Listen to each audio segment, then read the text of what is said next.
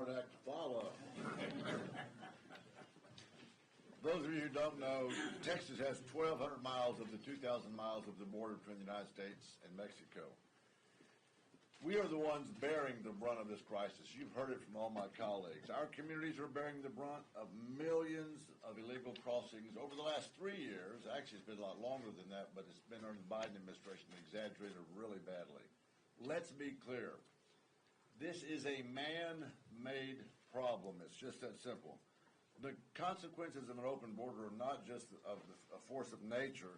They are the results of decisions made in Washington, and it's time for some accountability and prioritizing Americans and Texans' community and safety. How's that for a novel idea?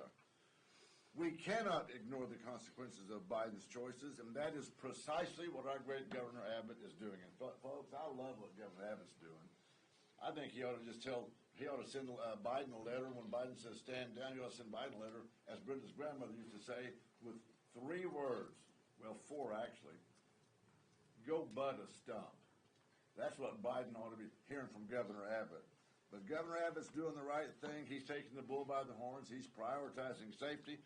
You know, I think I want to go back to some history. We talked about Thomas Jefferson here a while back.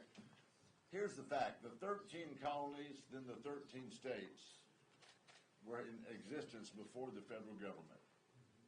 The federal government didn't establish the colonies or the states. The states established the federal government. Sometimes we forget that. I think the Supreme Court got it wrong, 5-4. Maybe we ought to tell them to go butt a stump, but I don't want to do that in national camera. Well, anyway, the 10th Amendment is in place. It says all rights remain to the people that are not enumerated in the Constitution. President Biden, step aside. Get out of the way. Stop your war on Texas for doing the right thing. It's such a very simple job, and yet he refuses to do it. Mr. President, you picked the wrong state to mess with.